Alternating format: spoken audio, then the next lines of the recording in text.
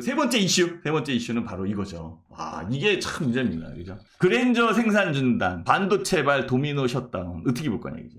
사실은 이 차량용 반도체에 대한 부분에서는요, 제가 여기에서 테마에 대한 부분에 분석을 해드렸었어요, 금요일날. 벌써 3, 4주 전이 된 것 같은데. 일단은 현대차도 지금 생산 중단에 임박돼 있는 그런 상황이고요. 진짜 문제는 언제? 진짜 문제는 5월달이다. 현대자동차, 소나타 등 국산 중형 세단 기준이에요. 대형 말고. 중형 세단 기준으로 반도체 칩이 200개에서 300개 들어가요. 많이 들어가죠, 그죠? 저도 반도체가 이렇게 많이 들어가는지는 몰랐어요.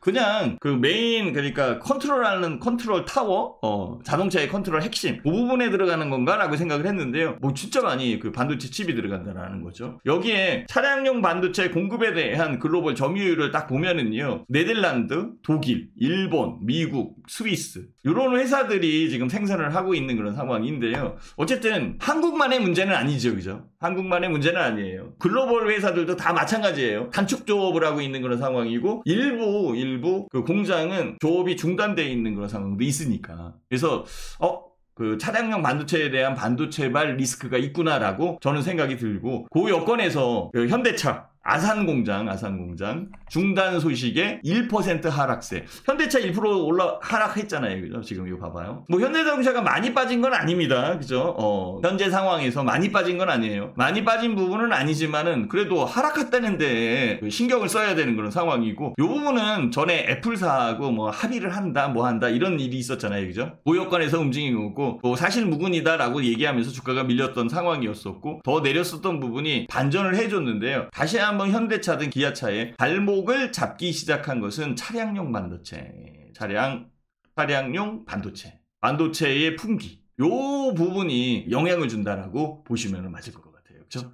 그래서 오늘 현대차에 대한 부분이 약간 좀 내리긴 했지만은요, 그렇다고 해서 문제가 되는 건 아닐 것 같아요. 어쨌든 일단 제일 중요한 것은 차량용 반도체 부품 수급 차질로 14일부터 생산 재개를 되니까, 아산 공장 중단이 14일부터 재개되는 그런 여건이니까 큰 문제는 아니겠죠, 그죠? 그렇지만 현대차 아산 공장 멈추는데 직원들 임금은 100% 받는 이유, 요것도 좀 있더라고요. 물론 이제 직원들이 열심히 일하니까 받는 그런 상황도 있는데요. 공장 가동 못하지만 노조는 임금 70% 받는 휴업에 동의하지 못했다. 동의하지 못한 그런 상황이기 때문에 회사 측에서는 불가피하게 임금을 전액 지불을 하고, 그 다음에 휴업을 하는 게 아니라 온라인 교육을 실시를 해서 직원들이 100% 임금을 받을 수 있는 근거를 만들어줬다라는 거죠. 어쨌든 상생할 수 있는 부분을 택해야 되는 그런 상황이고요. 잘 협의가 된 것이다라고 보는 거죠. 만약에 이런 부분들이 협의가 안 돼서 파업으로 넘어간다라고 한다면 리스크는 훨씬 더 커지잖아요. 그죠?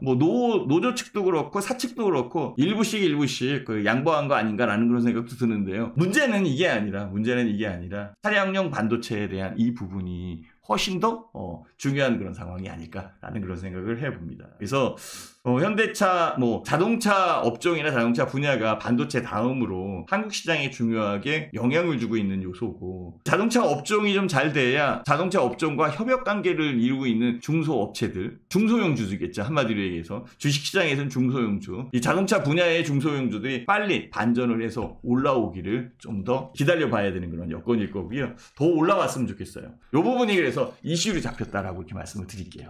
자, 여기에 이렇게 정리를 해보고요. 다음 이슈로는 이거죠, 그죠? 바이든 반도체 회의 직접 챙긴다. 오늘이에요, 오늘. 월요일 12일. 미국 시간으로 12일. 그래서 삼성전자도 참석을 하고, 인텔도 참석을 하고, 바이든이 꼭 챙기겠다는 거죠. 반도체 회의. 지금 반도체 투자에 대한 현황은 이렇게 돼 있어요. 인텔도 다시 파운드리에 재투자하거든요. 200억 달러. 마이크론 테크놀로지 키옥시아 일본, 도시바, 낸드 부분 인수 추진하고 있는 상황이고, TSMC 대만 같은 경우에는 1000억 달러. 자, 삼성전자도 투자해야 되는 그런 상황이고요. 미국 쪽에서 불렀으니 미국 쪽, 오스틴 공장이든 아니면은 그 근처에 또 삼성전자의 공장을 세워야 되지 않을까라는 그런 생각도 드는데요. 결과에 대한 부분은 좀 더 봐야 될 것 같아요. 어쨌든 반도체에 대한 얘기가 계속적으로 나오고 있는 상황이고요. 이런 얘기들 때문에 삼성전자가 기운차게 올라가진 못해요. 잠정 실적 잘 나왔는데 기운차게 올라오는 부분이 조금 이제 희석되고 있는 부분도 분명히 있거든요. 어쨌든 리스크로 다가오는 상황이니까 리스크에 대한 부분이 해소되면 그 다음에 올라오겠죠, 그죠? 안 간다는 건 아니고 좀 지체돼 있고 딜레이돼 있는 그런 상황으로 보시는 게 맞을 것 같고요. 같고요. 반도체에 대한 부분에서 제가 정리한 거 한번 보여드릴게요. 세계 주요 국가별 반도체 생산 능력 점유율 추이를 보면은 이거 잘 봐야 돼요. 잘 봐야 돼요. 일본, 미국, 유럽이 2000년대까지만 해도 꽉 잡고 있었어요. 근데 어떻게 바뀌었어요? 14%. 24%, 12%로 줄어들었죠. 2020년도에. 17%에서 7%로 줄어들었어요. 다 봐보세요. 근데 대신에 대만, 한국, 중국은 대만이 23%, 한국이 21%, 중국이 17%. 나머지 부분을 여기에 있는 부분이 일로 옮겨왔죠. 일로 옮겨왔죠. 그러니 미국이 발끈할 수밖에 없는 그런 상황이고요. 반도체는 굉장히 중요하잖아요. 그죠? 미국산 반도체의 칩이 중국의 대륙간 탄도미사일에 꽂혀 있는 거예요. 그러니까 이게 미치겠는 거지. 한마디로 얘기해서. 주고 싶지 않은 거예요. 한마디로 얘기해서. 그래서 미국과 중국의 이 경쟁적 부분이 첨예하게 진행되고 있는 상황이고요. 뭐 중국은 중국 나름대로, 대만은 또 대만 나름대로 굉장히 큰 투자를 하고 있는 그런 상황인데요. 한국은 이재용 부회장이 아프다던데, 그쵸? 잡혀 있는 그런 상황이기 때문에 좀 불편한 부분이 있겠죠, 그죠? 있는 그런 상황일 거고. 물론 이제 뭐 이재용 부회장이 없다라고 해서 투자에 대한 부분이라 이런 결정을 못 내리는 건 아니겠지만 어쨌든 그런 부분에 불편함도 있는 그런 상황이고요. 반도체에 대한 부분이 발빠르게 움직이고 있는 그런 상황이니까 항상 주시해야 되는 그런 상황이고, 특히 한국 같은 경우에는 반도체의 수출 비중이 원체 크기 때문에 삼성전자의 비중이 원체 큰 그런 상황이기 때문에 넘겨짚을 만한 그런 상황은 아닐 것 같아요. 그래서 꼼꼼히 챙겨야 되지 않겠느냐라는 그런 생각이 드니까 회원님들도 삼성전자에 대한 움직임이나 삼성전자 관련돼 있는 부분은 더더욱 꼼꼼히 챙겨야 된다. 이렇게 말씀을 드릴 수 있을 것 같아요. 무슨 말인지 아셨죠? 그래서 챙겨야 된다라는 거예요. 그쵸? 큰손님, 반도체가 안 가요. 그죠? 깔끔히 설명해 주시니 너무 좋습니다. 좋죠. 그죠? 군더더기 없잖아요. 신대표. 얘기하는 부분에서. 아직 좀 남아있어요. 종목에 대한 부분 얘기를 해드릴 테니까 좀 기다리시면 되고요. 다음 이슈. 이거. 코스피 3천 돌파한 이후에 개인 투자자들이 뛰어들었는데 그 금액이 30조 원이요. 무지하게 물렸네, 진짜. 이 어둠의 길을 가고 있는 이 개미들 어떻게 해요, 이거, 진짜. 큰일이네, 큰일. 증시는 실적 장세로 넘어가는데도 성장주 위주의 포트폴리오, 3월 순매수 톱10 마이너스 수익. 이게 개인 투자자들.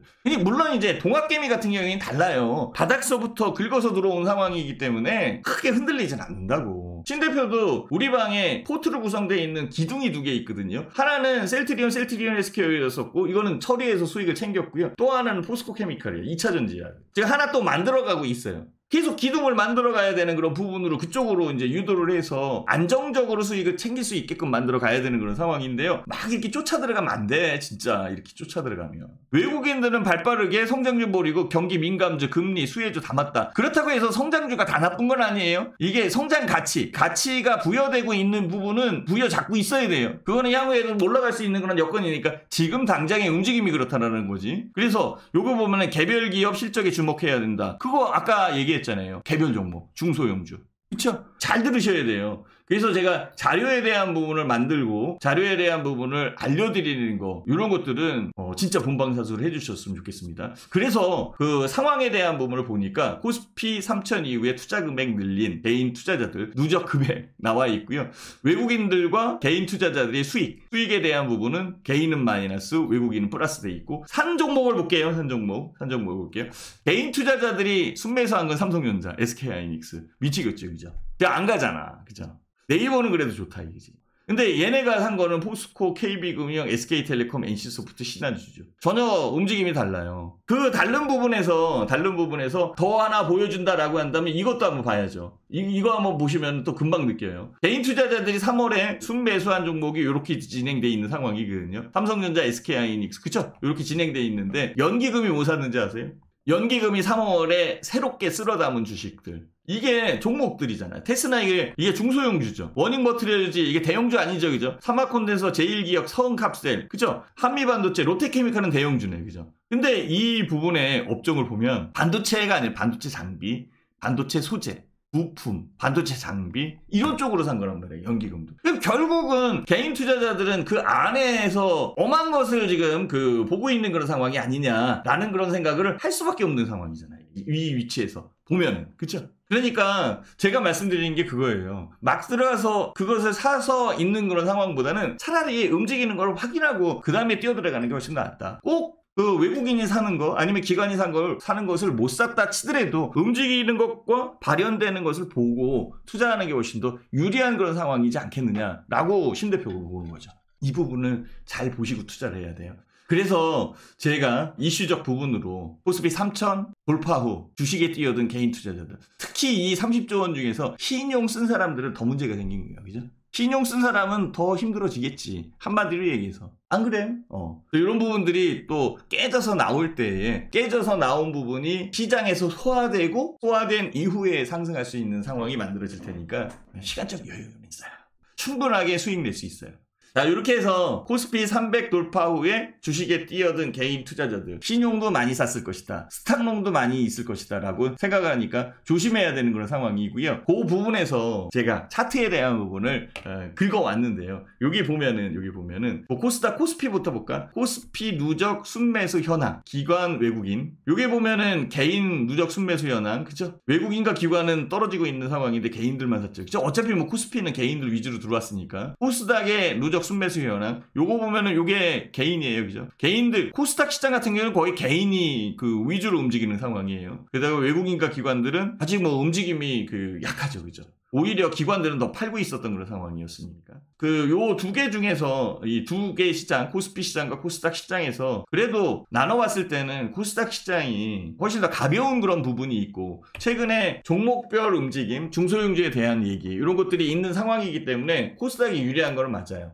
근데 개인 투자자가 사서 이렇게 생각할 수 있는데요. 코스닥 정도의 시장이면 개인 캐파에 의해서, 개인들의 힘에 의해서 충분히 좌우가 된다. 위아래로 움직일 수 있다. 코스피 같은 경우에는 삼성전자나 이런 쪽이 크게 작용을 할 거고, 5월 달에 공매도에 대한 부분이 또 나올 수 있는 그런 여건이기 때문에 불편할 수도 있는 그런 상황이 있을 수 있어요. 그래서 아마도 애널리스트의 레포트를 보면 중소형주에 좀 더 집중을 해달라라는 그런 레포트가 계속적으로 나오는 거 아니냐라는 그런 생각이 듭니다. 여기에서도 중소형주에 대한 부분을 제가 잠깐 설명을 드렸잖아요. 그죠? 경제 회복도 차별화된다. 중소형주 중심에 대한 대응 전략을 유지해야 된다. 이런 부분들이 그래서 나온 것이다 라고 볼 수 있는 그런 상황으로 판단이 듭니다. 아셨죠? 자, 이슈에 대한 부분, 마지막 이슈인데요. 이거예요.